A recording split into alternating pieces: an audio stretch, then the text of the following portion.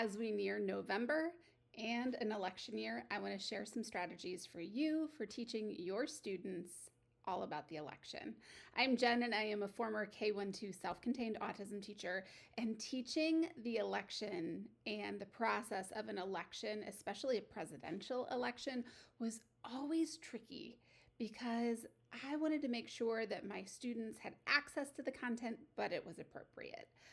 I've got some resources here today that I think are going to really aid in that if you are in the same position in your classroom. First strategy I suggest you try is simple voting. This doesn't have to be complicated, and it doesn't require a lot of stuff either. Gather some things in your classroom and start asking your students, would you rather do this or this? Or, in my example today, would you rather eat a banana or a kiwi? What I'm doing here is I'm associating language with objects. So I want you to do the same thing. For example, maybe you pick blocks and cars and you ask your students today, what would you rather play with, blocks or cars? When you do that, I want you to provide the object and allow the student to pick the object, or provide pictures of the object so students can pick. That in itself is a skill. Having a student pick something is a skill, especially from a variety of 2, 3, 4, or 5.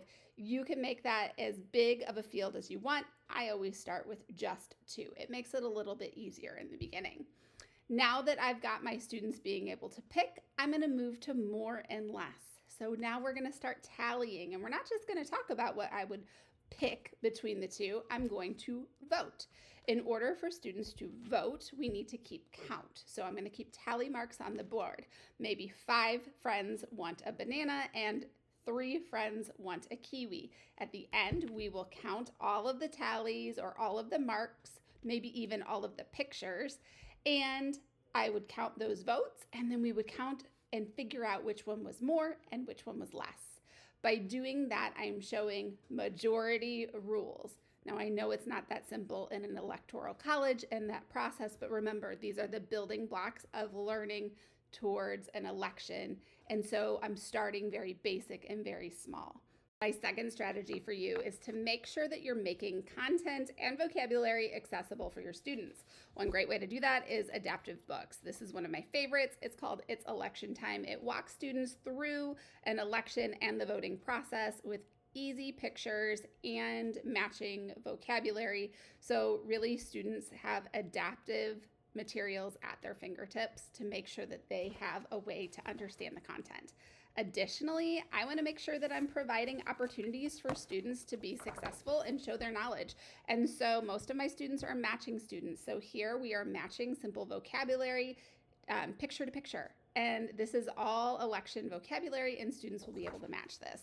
Additionally, I just like to have a variety, so I use these as well.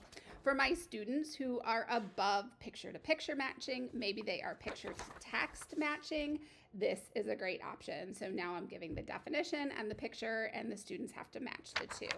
If my students are beyond that, what a dream, maybe a true or false that goes along with my book to measure comprehension would be the way that I would want to go.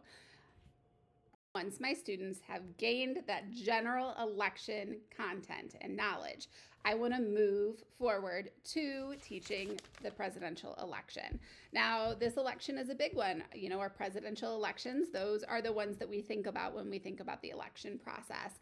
And so this is a great adaptive book that talks about the two candidates, and it does it in a really factual way. And so it just talks about when the election is, who the candidates are, what parties they represent, and it's done in a very adaptable way for your students. I love that it talks about whoever has the most votes wins the election, and it really reinforces the concepts that I've been teaching and the strategies that I've been teaching all along. Additionally, I love a good visual, and so this unit right here actually comes with all of these materials and these visuals, comes with games. So if you've got higher level learners, you could do election bingo. I mean, how fun would that be on election day? Or even I have who has. I'm excited to laminate these and cut these out. But if I were just using that adaptive book and I wanted to measure student comprehension, I could use this this would be amazing. I would read the question to the student and then ask them to pick, or I could have the student read it to themselves. If a student is beyond picture prompts and they don't need to match, I could just use this one, which is just text. Or if I have students who are writers, they could use this one. I really love this option for students who struggle with fine motor, and we know so many of our special education students need fine motor support. So I love that my kids can show me their knowledge and I don't have to rely on that fine motor support, or possibly an AAC that doesn't have some language programmed in it. So this is a really great way for students to be able to show comprehension. Always, I love learning from you. So if you are teaching the election, definitely let me know how and what strategies you're using, what materials you're using down in the comments. I will link all of these things for you so you've got them at your fingertips if you are interested. But no matter what you do, don't be afraid to teach the election process. Even our students who are simply making choices or matching can learn about the voting process.